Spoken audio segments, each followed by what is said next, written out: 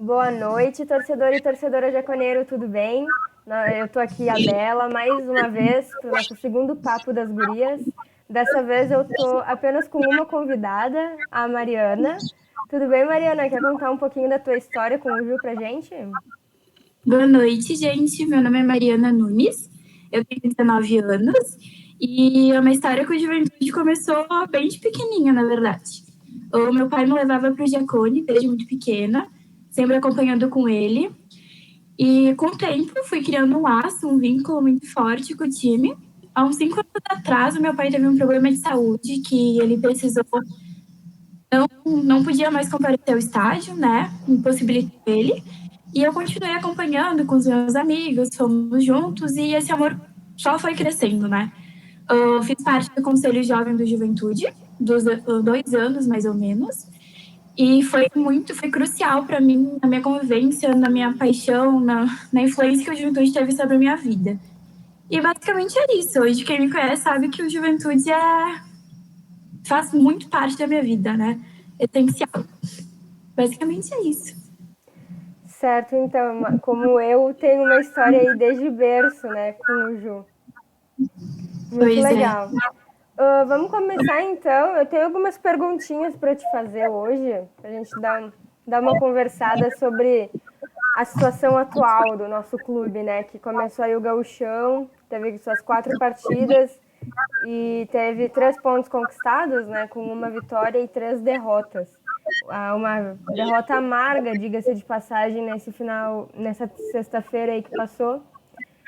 Me conta, o quão quebra de expectativa foi? Tua expectativa estava alta para o início do gauchão e tá completamente decepcionada? Ou tu já imaginava que o Ju ia patinar no gauchão? Não, eu acho que acredito que para a maioria, tanto para a torcida quanto para a direção, os jogadores, enfim, que ficaram, a expectativa era alta, né? A gente vem de um acesso que foi crucial aí, foi um momento muito importante para a juventude, depois de muitos anos, a gente conseguir voltar à elite do futebol. Então, a gente já, num panorama de dupla Grenal vindo de competição muito perto do início do gauchão, vindo com um time de transição, vindo com um time de categoria de base, também outros times, né, não muito reforçados, a gente pensa, né, é o gauchão do Juventude, vai ser o gauchão do Juventude, é o ano da gente conseguir, né, inclusive a gente está na terceira força do estado, a gente tem que estar figurando entre os 4 primeiros do gauchão, isso é fato, a gente não pode, por mais que seja início de temporada, a gente tem que estar ali, né, estamos na Série A, não tem para onde fugir. Então foi uma quebra de expectativa muito grande, né?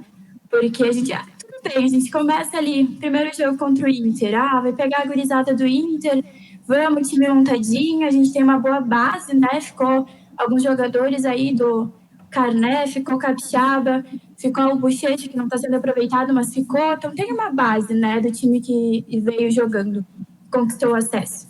Então a gente teve uma expectativa e primeiro jogo Juventude pegava na bola, era só defesa, defesa, defesa, era só eles jogando. Então fica uma certa decepção, né? Mas a gente já tá meio acostumado, né? Porque os gauchões do Juventude nunca são fáceis.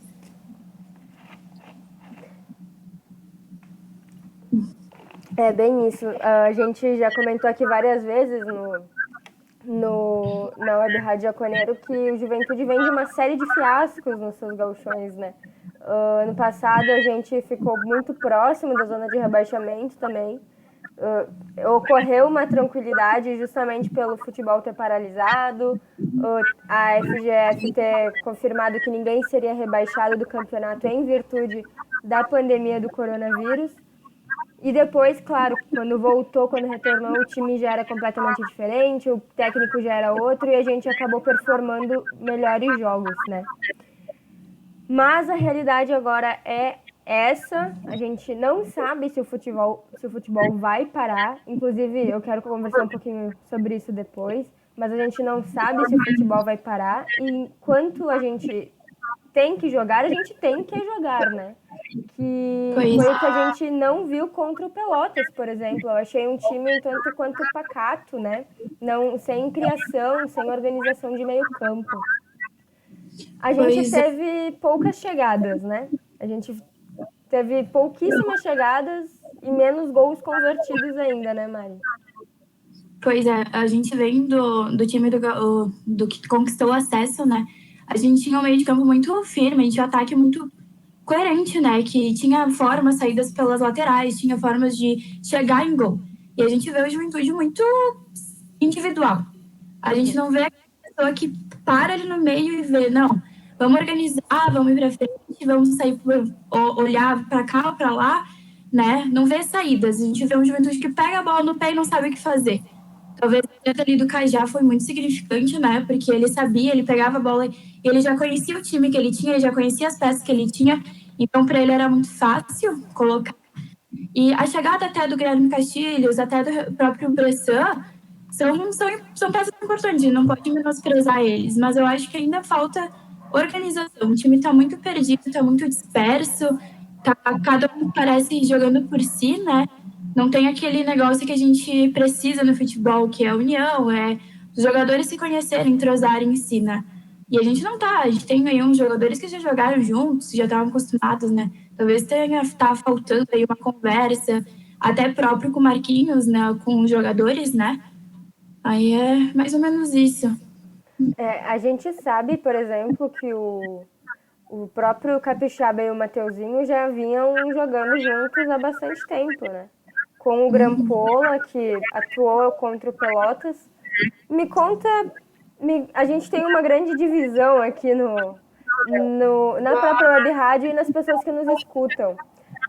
Considerando os três primeiros jogos, né? Todo mundo estava pedindo o Grampola, porque o Peixoto não demonstrou trabalho, digamos, né? E o Grampola então foi escalado contra o Pelotas. Tu considera, Mari, bem no teu pessoal, que a gente tá sem centroavante, os dois centroavantes que a gente tem não estão encontrando seu futebol? Ou tu considera que atrás deles, as pessoas que deviam auxiliar a bola chegar até eles, não estão trabalhando bem? Tu acha que a culpa é dos centroavantes ou não é? Eu acho que é um pouco de cada, sabe? Porque é um equilíbrio, né? A gente pode estar numa fase ruim dos dois lá na frente, de não conseguir chegar a bola e não conseguir, mas ao mesmo tempo a bola tem que chegar neles, né? Eles são aqueles tipos de cara que ficam lá na frente esperando a bola, esperando que a bola chegue neles pra, né, efetuar o gol. E falta um pouco disso. Talvez quando a bola chega, ela chega e eles não conseguem concluir, e às vezes a bola nem chega, né? Acho que, mas a gente precisa, pensando em Série A, agora pensando principalmente no Gauchão e na Copa do Brasil, né? Série A mais pra frente. A gente precisa reformular esse time com certeza, sem dúvida. A gente não tem condições de permanecer com esse elenco, né? Só se o elenco enturmar do nada, né? Do nada. Sim, virar Começar. outro time, né? Oi? Virar outro time, né? O time tem que virar outro time. Eu acho muito difícil acontecer isso, né? Sim, a diretoria já confirmou, né, que virão peças novas com o início da Série A. A gente não recebeu esse dinheiro ainda, né? O dinheiro da cota da Série A não está na conta do Juventude, então fica complicado contratar pessoas com mais qualidade, porque isso requer mais dinheiro, né? Que não é o que o clube tem agora. Mas a gente esperava outra postura, né, do time no gauchão, aí justamente por como a Mari falou, sermos a terceira potência e sermos, em tese, o primeiro elenco, né? Se o Inter vem com a sua base e o Grêmio veio com o seu time de transição, o Juventude devia estar aí performando, no mínimo estar entre o G4, né? E não estar brigando na metade de baixo da tabela. Pois é. Não, a gente tem obrigação do Juventude, né? Apesar da gente não ter recebido dinheiros ainda, a gente sabe que o investimento de futebol vai vir pela cota da classificação da Copa do Brasil, caso a gente passe, né? E também de investimento de cota de TV, que não entrou ainda. Isso é fato, mas eu acho que a diretoria não pode pecar ao ponto de passar vergonha no gauchão, né?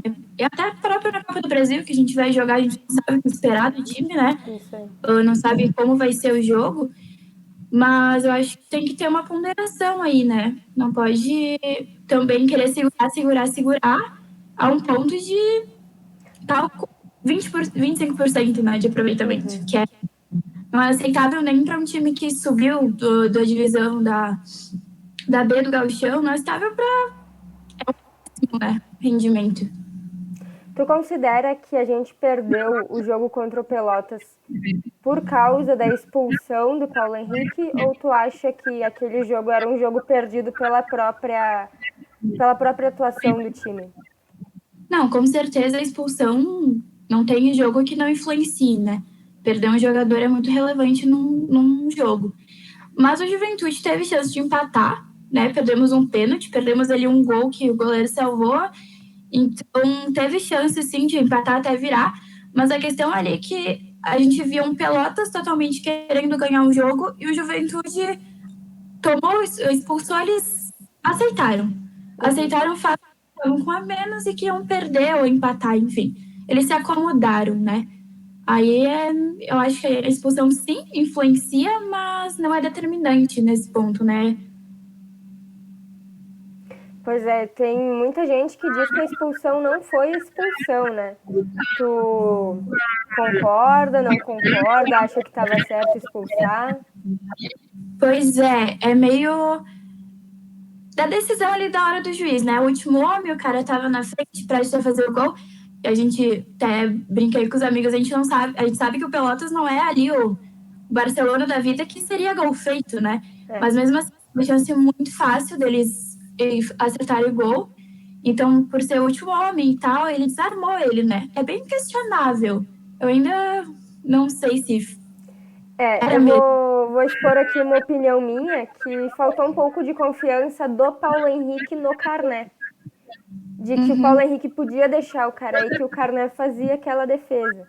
Que eu até acredito que fazia, sim. Acho que o Carné tá retomando a confiança que ele tinha perdido ali nas primeiras partidas. Mas eu acho que faltou esse entrosamento de grupo que gera uma confiança entre eles, né? De saber quando deixar o outro chegar. E acredito que foi expulsão, pela regra foi expulsão, ocorreu ali um empurrão. Há quem diga que não foi, porque o primeiro toque foi na bola. Mas eu configuraria como falta correta ali, e se a falta ali no último homem é expulsão, né? Risco claro de gol, configura a expulsão. Vamos falar um pouquinho então de Copa do Brasil, já que a gente já tocou nesse assunto. O Ju então encara na terça-feira, dia 16, o Muricy novamente, né? O Muricy de Alagoas pela Copa do Brasil na primeira fase. É jogo único.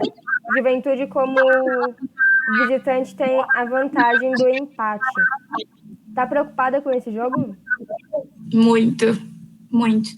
Depois de a gente já teve uma experiência ruim, né, com o Muricy. Tudo bem que era uma tarde de 40 graus quase lá, que a gente foi muito quente, o gramado também era alto, mas o Juventude, vindo de um acesso, né, igual a gente está na situação agora, a gente em 2017 tinha subido para a Série B, vindo eufórico, né, pelo acesso, conseguir. Esse ano é a mesma coisa, a gente com certeza não compara, né, um acesso da B para A do que da C para B, mas a gente vem num momento de euforia que a nossa expectativa propriamente para o Gauchão era muito alta, e a gente o medo realmente é de acontecer novamente, né? Agora um jogo da noite, mais ameno, a temperatura, a gente sabe que isso pesa, sim, não é desculpa, mas pesa, mas é complicado, né? É complicado. O medo de repetir, né, um 2017.2 é grande. Sim, ainda mais porque a gente sabe que os recursos do Juventude são curtos, né, em termos financeiros, e que a Série A tem, bom, os times com maior investimento do país, né? E a gente sabe que a Copa do Brasil sempre foi um lucro, digamos assim, muito necessário para o caixa da nossa equipe. A própria diretoria disse que este ano, que fosse conquistado a partir da Copa do Brasil, em termos de dinheiro, seria investido em futebol, né? Em salário de atletas, em compras de passes. E isso é no mínimo preocupante financeiramente pensar que a gente não passe, né? Porque significa um orçamento mais curto do que a gente gostaria. Então, mais dificuldade ainda, né, de encarar esses grandes times com grandes orçamentos, com grandes investimentos, né? Pois é, considerando, né, esse fato de eles disponibilizarem a verba vindo da Copa do Brasil para futebol, a gente vendo a situação da juventude que a gente precisa, tudo bem que a diretoria já está procurando nomes, né, esperando esse dinheiro, né, de cotas, de verbas, e a gente sabe que eles já estão indo atrás, mas a necessidade de trazer jogadores novos, de compor elenco, que seja um time competitivo para a Série A, né, é muito importante. Então, uma não classificação terça-feira seria determinante, eu acho, no segmento do ano do Juventude, né? Em vista de que é muito dinheiro, querendo ou não, né? Cada fase é muito dinheiro envolvido, né? Sim, agora com o Ju na Série A, a gente já ganha mais dinheiro para participar e as fases para nós, para deixar claro aqui, o Juventude, se passar dessa primeira fase contra o Muricy, ganha mais dinheiro do que o Caxias, por exemplo, se passar contra o Fortaleza, né? Por causa da classificação da tabela dos melhores times na CBF. Então, é importante, e é mais importante, acho que do que jamais foi, né, Mari? Tu concorda comigo que essa Copa do Brasil, em termos financeiros, é a mais importante dos últimos anos? Com certeza, ainda mais porque eu não sei exatos valores, né? Mas eu acho que quase dobrou só a participação do Juventude, que a gente ganhou 500 mil ano passado e passa para 900 e pouco agora, né? É 990, quase 1 milhão. É quase do dobro, né? Quase o dobro.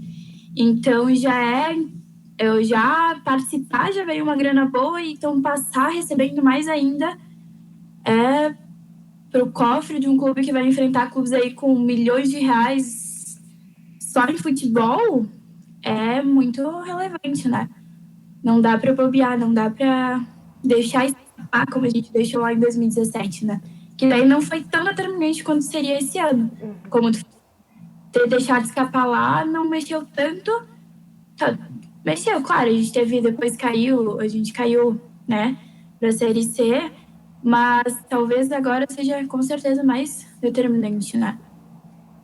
É o Juventude que caiu em 2018, depois para a Série C, num ano que, inclusive, chegou às oitavas de final da Copa do Brasil, né? Contra o Grêmio. Foi. Uhum. Então, a gente vê que o Juventude mesmo numa crise, né, de rebaixamento e equipe próxima ao rebaixamento, que viveu em 2018, chegou até as oitavas de final da Copa do Brasil. Esse ano a gente sabe que é mais difícil, os times da Libertadores, da Copa Nordeste, esses times que entram depois, vão entrar depois, mas vão chegar antes, né? Eles entram na terceira fase e não na quarta, né? Porque era a quarta fase que eles entravam. Agora eles entram na terceira. Então, vai ser mais difícil. O torcedor não espere que o Juventude vá tão para frente quanto foi para os últimos anos. Nenhum time do tamanho do Juventude, eu acredito, vai ganhar a Copa do Brasil. E, na verdade, eu acho difícil isso acontecer meio que para sempre agora, ok? Eu acho que a Copa do Brasil, uma vez já dizem que é o campeonato mais democrático, eu acredito, com certeza, mas eu acho que ele já foi mais democrático do que ele é agora, né? Porque com os grandes clubes que participam da Libertadores jogando também a Copa do Brasil, muda bastante, é muito mais dinheiro envolvido, né? Concorda, Marina? Pois é, essa questão de agora entrar antes, né? Claro que facilita para eles entrarem depois, isso é fato. Eles jogam muito menos e um time que começa da primeira fase, né? Mas também talvez prejudique realmente os clubes que vêm e que enfrentam ele antes, né? A probabilidade de Juventude ir para umas oitavas novamente talvez seja mais remota do que agora que eles entram antes do que foi o ano passado, por exemplo. né? Que a gente pegou justamente nas oitavas, encontrou eles lá, né? Então, tem que ver, né? Primeiro ano vai ser uma experiência para a gente observar, né? Mas a Copa do Brasil realmente já foi mais democrática, né? Já teve clubes que já conquistaram, né? E ultimamente é mais polarizado, né? É mais do mesmo, né? Pois é. É mais de quem a gente espera. Talvez o Atlético Paranaense ano passado não tenha sido uma grande. Não era uma grande aposta para campeões da Copa do Brasil, né? Pois Mas. é. Ano passado não, ano retrasado. Mas ainda assim, eu acho que é um time maior que o Ju, um time com mais investimento, né? Tudo isso conta. Mais esperado que o Juventude ganhar, com certeza. Menos do que outros times, mas um pouco mais esperado, né? E o Ju, que para a Copa do Brasil vai encarar um time do outro extremo do país, né? A gente vai pegar um time lá do Nordeste, a locomoção até Alagoas, até Murici, começou ainda ontem, quando o Juventude saiu de Caxias de ônibus para Floripa, né? Floripa, que era a única cidade com voos saindo para São Paulo, Porto Alegre estava sem, Caxias estava sem, foram até Floripa. Hoje eles treinaram no CT do Figueirense e vão se encaminhar então até São Paulo. De São Paulo eles vão até Alagoas e apenas na terça-feira pela manhã que eles vão até Murici, né, que é uma cidade no interior de Alagoas. Ainda em Alagoas eles vão, ainda em Maceió, no caso, eles vão treinar no CT do CSA, se eu não me engano. É uma grande diferença de quilometragem, né? É muito tempo se locomovendo, encontrando com pessoas no caminho, encontrando com, por exemplo, funcionários do Figueirense. A gente sabe que, com certeza, o Figueirense tá seguindo bem as regras aí de contágio, né, para prevenir o contágio, mas eu fico um pouco preocupada aí com toda essa galera que o time do Juventude vai encontrar no meio do caminho até chegar em Murici. Tu acha, Mari, que é perigoso? Isso pode causar algum tipo de problemas, como testes positivos no nosso clube? Com certeza. Agora, ainda mais em momento de pandemia, né? Esse fator é um fator mais agravante também. O fato de o time que visita ter o empate, né, como garantia, talvez não seja tão proporcional pela viagem em si, né? Em tempos antes de pandemia, a gente já tinha que se deslocar até lá, a gente sabe que é cansativo, a gente sabe que é um trajeto longo, cansa o físico dos jogadores, isso é fato. E hoje ainda mais a questão da pandemia, né? Agrava mais ainda por tu passar por vários, tanto ônibus quanto aeroporto, quanto contato com gente, outros times, né? Então pode vir que venha resultados ruins posteriormente, né? Em virtude disso. Então é complicado realmente.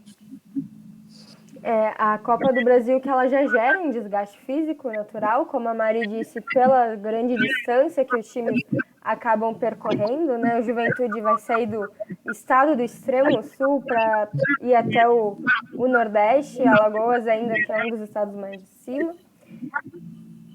Eu acho que só isso já seria uma ótima desculpa para o Marquinhos, digamos assim, caso a gente caia, né? Que foi uma viagem longa, os atletas estão desgastados. Tu acha que é uma desculpa que cabe ou incabível? Até estava me questionando hoje, né? Conversei um pouco a respeito disso, se talvez um 0-0 com uma classificação, um jogo ruim, seria motivo plausível para o Marquinhos cair, né? Tudo bem que a gente classificaria, mas mostraria um futebol não convincente, né? Um 0-0 com um time que a gente teria, né? A expectativa de ganhar. Então, eu fiquei me questionando isso e agora tu pondera, né? Esse fator de será que seria uma desculpa? Eu vou ser sincera contigo, eu acho que com ele classificando não cairia ainda, né? Eu acho que seria muito difícil a direção mandar ele embora com uma classificação. Talvez uma não classificação, que a gente espera que não aconteça, mas uma não classificação talvez poderia vir a saída dele, né? Mas é relativo, não sei. Não é justificativa respondendo a pergunta, porque os 25% de aproveitamento que a gente teve aqui, a gente não teve desgaste, né? Por mais que a gente não esteja jogando no Jacone, por mais que a gente sabe que o fator casa pesa, sim, por mais que sem torcida, a gente não teve desgaste. Jogamos aí 2 horas de distância, ficaram no hotel, tudo tranquilo. Então, era mais o fator dos 25% de aproveitamento do que propriamente, né, a distância até Alagoas, até Murici, no caso. A gente sabe que o problema aqui não é o excesso de desgaste, até porque o pessoal teve férias, chegaram novos jogadores, jogadores jovens. Tá sendo várias pessoas testadas, então ninguém foi sobrecarregado, até porque 4 partidas, né? Jogadores profissionais em 4 partidas em 2 semanas, eu não vejo como isso geraria um desgaste, né? Mas com certeza não vai representar desgaste físico, vai representar falta de futebol, né? Que eu acho que é o que já o Juventude já está demonstrando isso com os números, né, gente? 25% é o menor aproveitamento em 4 rodadas do que foi nos últimos 4 anos, né? E foram 4 anos de campeonatos gaúchos ruins. Esse está sendo o pior até agora, né? Pois é, inclusive é pior do que foi o Campeonato Gaúcho do Marquinhos, né? Isso. Que a gente, antes da paralisação, então ele volta com um retrocesso, né? Ele volta com teoricamente um time melhor, com mais dinheiro, mais investimento do que a gente tinha no início do ano passado. A gente sabe disso que vieram nomes importantes, mudou muito o elenco. Então, esse ano, comparando ao início que o Marquinhos pegou, seja com certeza superior, falando individualmente em peças, né? Então é mais complicado ainda, né? Por ele ter um time melhor, ter um investimento melhor, ele tá teve um rendimento bem menor não, mas menor do que do ano passado. É preocupante porque Juventude que ano passado já não tinha recebido a gente vinha de um orçamento de série B não, perdão, de série C, né? E esse ano a gente já vem com um orçamento no mínimo de série B. A gente sabe que o dinheiro da A não chegou, então digamos a gente tem aí o orçamento da série B. E mesmo assim tá pior, então eu acho na verdade que não é falta de peças, tá? Eu vou ser muito sincera. Eu acho que essas peças só não estão se encaixando. Talvez mudar o formato, tu acredita nisso, Mari? Ou tu acha que é falta de peça? Falta um pouco de comunicação, como a gente tinha comentado. Eu acho que o Juventude tem nomes muito bons individuais, né? A gente sabe que ali até o próprio Capixaba, o receio de que ele saia é muito grande, porque né, ele pode ser olhado por times que têm mais aquisição financeira. Ele realmente é um jogador diferenciado, né? Em termos do elenco do Juventude. A gente tem peças boas, sim, e que talvez ainda não tenham entrosado, claro, né? Pouco tempo, foi uma pré-temporada curta, a gente sabe, e 4 jogos, né? Em 4 jogos tu consegue já ter uma boa noção. É diferente de questionar a gente ter perdido o primeiro jogo contra o Inter e falar, tudo bem, primeiro jogo. Faltou entrosamento, primeiro jogo é primeiro jogo, né? A probabilidade de ser para nós ou para lá é a mesma, né? É o primeiro jogo para todo mundo. Mas agora, já passando 4 rodadas, né? Talvez o entrosamento teria que ser melhor. E o jogo de ontem, desse último jogo, não demonstrou isso, né? Demonstrou uma falta de entrosamento absurda. Então, pode ser sim, né? A questão de comunicação de vestiário próprio do Marquinhos com eles, né? De encontrarem ali um acordo em comum. Uma coisa que o nosso time do nosso elenco do ano passado demonstrava muito, né? Essa união, tá todo mundo junto, todo mundo se conhece, todo mundo tá em busca do mesmo objetivo. Talvez isso não tenha ainda.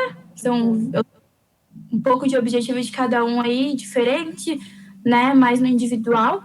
Mas eu acredito que, assim, para um gauchão, nosso elenco, olhando, ele não tá ruim, né?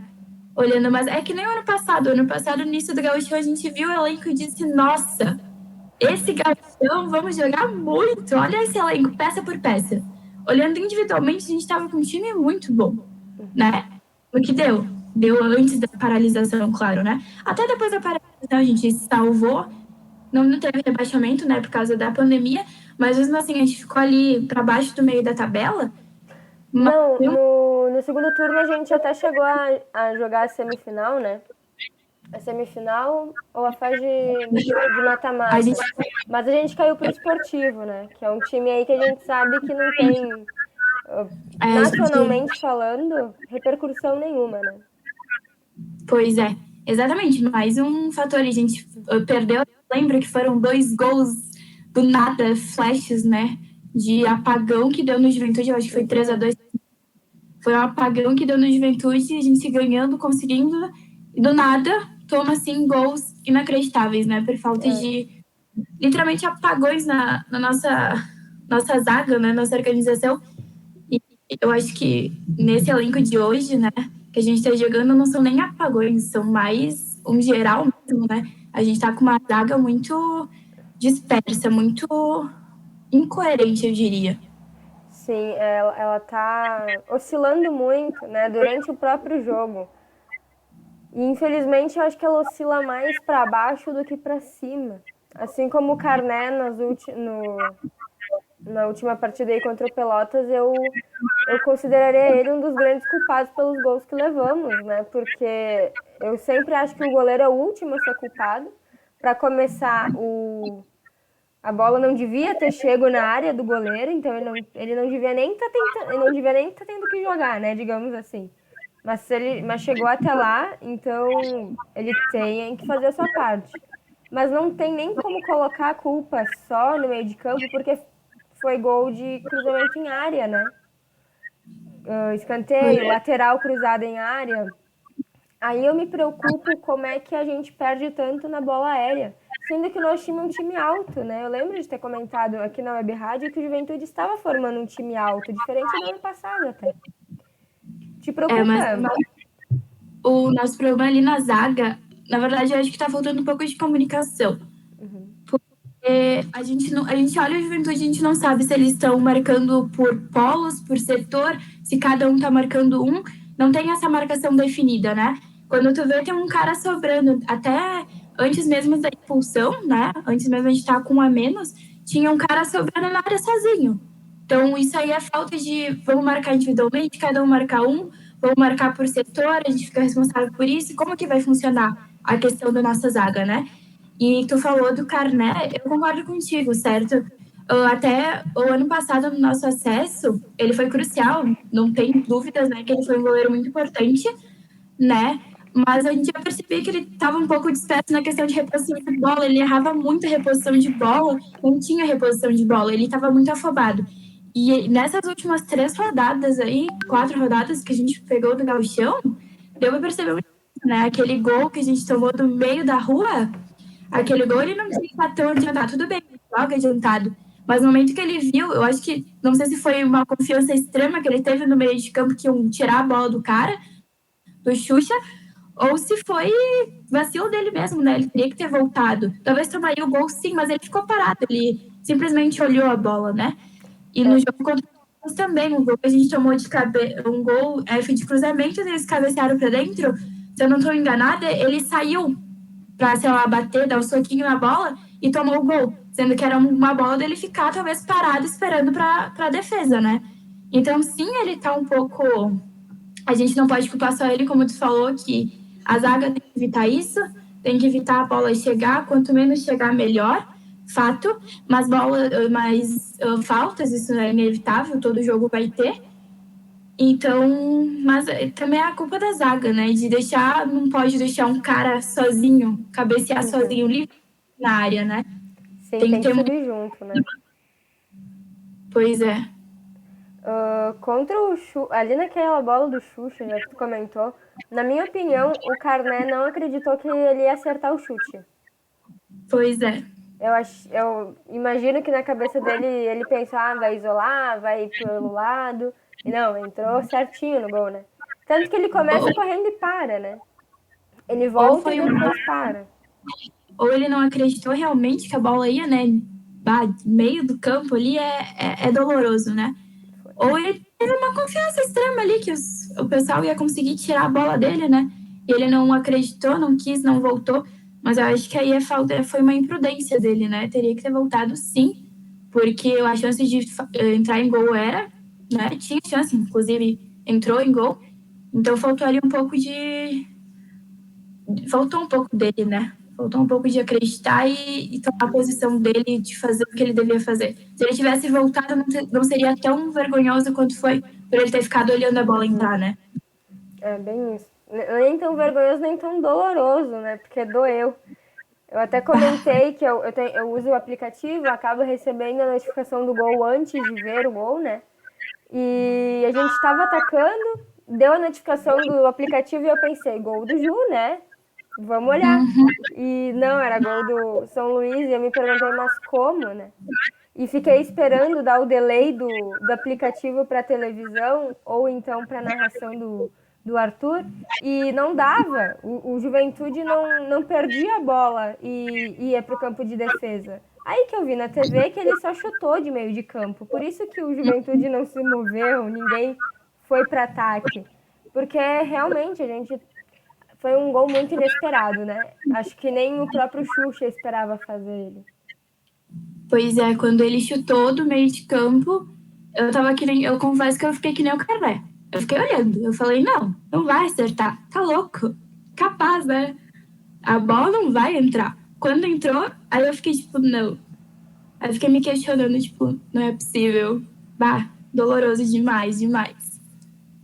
Tu comentaste antes que a gente, ano passado, olhou individualmente os nossos atletas e pensamos, é um bom campeonato, é um bom elenco. E eu sinto que no Juventude a gente já provou esse ano de novo que a gente tem qualidades individuais que não estão sabendo trabalhar em grupo, né? Nossa única vitória contra o Novo Hamburgo, os 3 gols que surgiram basicamente foram em jogadas individuais, né? Tanto do Capixaba quanto do Mateuzinho. Contando um pouco de sorte, né, de desvios, E mais a Juventude sorte, né? faz a sorte. Mas realmente, a gente olhando o time no individual, a gente sempre espera, né? A gente vê sempre peças muito boas. Mas a questão realmente é o entrosamento, né? Eles são peças individuais que fazem diferença com certeza. A gente pode ter viu na vitória, né? Que saíram gols e a gente ganhou por ter peças boas individuais que fizeram a diferença. Mas que, né? Tem que também ter principalmente o grupo, né? Nenhum time de futebol vai conseguir ser competitivo só com peças individuais, só com jogadas individuais. Nenhum consegue se sustentar só com isso. Com certeza não. Com certeza é o que o grupo mais precisa agora é o entrosamento, né? Começar a jogar como um grupo. Começarem a pensar como um grupo, como um só. Vou então ir encerrando aqui a nossa conversa te fazendo uma pergunta. Tu pode dar várias respostas, mas a pergunta é uma. Que mudanças tu faria aí nessas últimas vistas do elenco aí com o Emerson, depois trocado pelo Vitor Mendes, o Paulo Henrique agora vai ser substituído no próximo jogo pelo Igor. Quais seriam as tuas mudanças na escalação? Dos que estão, dos que estavam, dos que podem vir, como que tu escalaria o Juventude hoje? Olha, na frente lá, eu não eu acho que é 6 por meia dúzia falar entre Grampola e Peixoto, né? A gente fala de uma diferença tão grotesca entre os dois. Então, indiferente lá na frente. A nossa zaga é complicada, né? Tu substituindo ali, não sei se vai ter uma mudança muito grande também. Talvez por falta de realmente do pessoal conversar, de se organizarem, né? De uma maneira de marcação, de individual, por setor. Agora a substituição a volta do Igor, né? A gente sabe que o Igor jogou o ano passado, foi destaque no Juventude em muitos jogos, né? No final do campeonato ele decaiu um pouco, a gente pôde perceber, até por Pintado deixando ele no banco e tal. A gente viu uma queda do rendimento dele. O Paulo Henrique, apesar de ter tomou muito cartão, né? Ele tomou acho que amarelo em todos os jogos, não, menos um, daí ficou com 2, estaria pendurado se tomasse amarelo nesse jogo, mas tomou vermelho, já ficou fora igual, né? Apesar de ele tomar muitos cartões, eu acho ele um bom jogador. Apesar também de ele ter vindo de um Paraná rebaixado, né? A gente não espera um jogador que pense, bah, Paraná caiu, o que tu quer buscar num time que caiu um lateral, né? Apesar disso, eu acho que sim, ele vai agregar muito ao time. Ele, na bola individual, ele consegue tirar bem. Ele tem uma técnica muito boa, né? Então, infelizmente, eu acredito que a troca pelo Igor vai pesar um pouco. Prefiro ele, né? No lugar do... Eu não entendo, assim, um pouquinho do Marquinhos na questão do Bochecha. Eu sou meio suspeita em falar, porque eu gosto muito do futebol do Bochecha. Eu acredito que ele tem muita técnica, né? Ele é um jogador excepcional. A gente sabe, igual o Igor, ele decaiu muito, né, nos últimos jogos do ano passado. A gente viu uma queda de rendimento dele muito grande, ele não estava jogando bem, não estava conseguindo desenvolver, né? Estava em campo, mas não agregava muito ao time. Apesar disso, eu acho que tá na hora, assim, o Iago não é ruim jogador, veio agregar com certeza ao elenco, mas talvez ali uma substituição, testar o Bochecha, por que não, né? Tava no nosso elenco ano passado, conhece o time, conhece o clube, por que não usar ele, né? Eu acho que ele talvez esteja pecando um pouco nisso, né, de não aproveitar, e também aquela questão do Juventude com os jogadores de base, né? A gente sabe que o Juventude é um formador e sempre prisou, recebe frutos da categoria de base até hoje. A gente viu o dinheiro que veio do Alex Telles, né? Recebe aí rendimentos muito bons. Mas a Juventude, eu ainda quero ver a Juventude jogar com os guris de base que rendem, sabe? Porque a gente simplesmente faz os guris bons e libera. O ano passado a gente se liberou o Aires, né? O Gabriel Aires estava fazendo um baita campeonato pelo Sub-20, né? E liberaram ele, mandaram para o Flamengo, né? A gente sabe que o dinheiro é muito bom, mas ele não teve uma oportunidade no time titular, né? Por quê? Se ele era tão bom assim, por que ele não teve a oportunidade dele? Acredito que também a Juventude, até o Gauchão, né? O próprio Gauchão é justamente para isso, para tu testar peças e principalmente peças que tu tem disponível pela categoria. E falta isso muito no Ju, né? A gente forma bons jogadores, mas a gente não bota jogar bons jogadores para agregar o nosso time. A gente agrega os times dos outros, não ao nosso, né? Então, talvez isso seria mudanças aí, porque não tem muito, né? Capixaba jogando, tá jogando, não tem dúvidas, né? Mateuzinho, apesar de não estar rendendo também, ele é um bom jogador, é uma boa peça, não tá rendendo muito, a gente sabe, jogou meio apagado os últimos jogos, mas permanecer assim lá na frente não tem muita diferença, né? Ele, nosso meio de campo, continuar a dar chance pro Guri, né, pro Castilho, e ver se ele vai fluir, né, vai conseguir organizar mais o nosso time. Eu espero que sim, tá? Eu gostei do Castilho ali como atuando como um camisa 10. Capixaba também pra mim é indiscutível. Eu gosto do Mateuzinho, mas eu acho o Marcos Vinícius também um bom ponta. A nossa zaga, eu acho que é o nosso maior problema, viu? E o João Paulo ali que não acho que esteja conseguindo coordenar muito bem aquela saída de bola, o meio-campo. Acho que ele tá errando muito passe, né? Que não é o João Paulo que a gente conheceu ali, principalmente do primeiro turno da Série B, né? Pois aconteceu uma queda de rendimento de todos, né? Isso aí não dá para falar. Talvez ali o Capixaba foi o que menos caiu o rendimento dele, né? Ele mostrou muita habilidade ali contra o jogo que a gente ganhou, né? Os gols, e ele mostra que ele tem vontade de jogar, que ele tem o individual dele, né? Mas no restante, o Mateuzinho, o próprio Grampola que estava lá na frente, né? Apesar de o Grampola não ter feito muitos gols, né? Na Série B ano passado, né? A gente vê uma queda de rendimento geral de todo mundo, né? Do próprio João Paulo. Mas o nosso principal ponto ali de perceber, de pegar no pé é a zaga propriamente, né? É onde a gente está vendo que a Juventude está tomando muitos gols, indiscutíveis, e gols que são evitáveis, porque são gols de falha de marcação, gols de deixar a pessoa sozinha no meio da pequena área, da grande área, não tem, né? Não tem, é indiscutível isso. Não tem, um time não pode deixar esses buracos, né? Então tem que consertar muito ali. Vamos ver o que o Marquinhos vai fazer, né? Que ele venha a escalar. Esperamos que a forma que ele escale seja a melhor forma, né? Certo, então, Mari, muito obrigada pela nossa conversa hoje. Te deixo aqui já o convite para voltar sempre que tu querer, sempre que tu se sentir à vontade, sempre que quiser dar uma cornetada ou reclamar do time ou elogiar. A gente espera que a gente mais elogie o time do que a gente cornete, né? E eu quero agradecer também ao nosso patrocinador, o Vida de Ouro Seguros, né? Que é onde você vai encontrar todas as formas de te deixar mais tranquilo na hora de dormir à noite, né? Que você encontra previdências privadas, seguros autorresidenciais, seguros de vida. Você encontra também consórcios, tudo que você precisa, né? Para ter uma vida mais tranquila. A localização do nosso parceiro é na BR-116, no quilômetro 147, número 15.577, é ao lado da antiga empresa Guerra.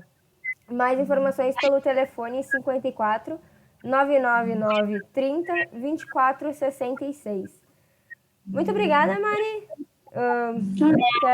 Quer falar mais alguma coisa aí? Eu agradeço o convite, foi muito bom participar e estamos aí, né? Esperamos que seja mais felicidades do que a gente está tendo nesse início de campeonato aí complicado para o Juventude. Esperamos que agora o time engaje, né? Ou que talvez venha aí a queda no Marquinhos e traga um novo nome, né? Que organize melhor o time. É isso. Certo, então, muito obrigada.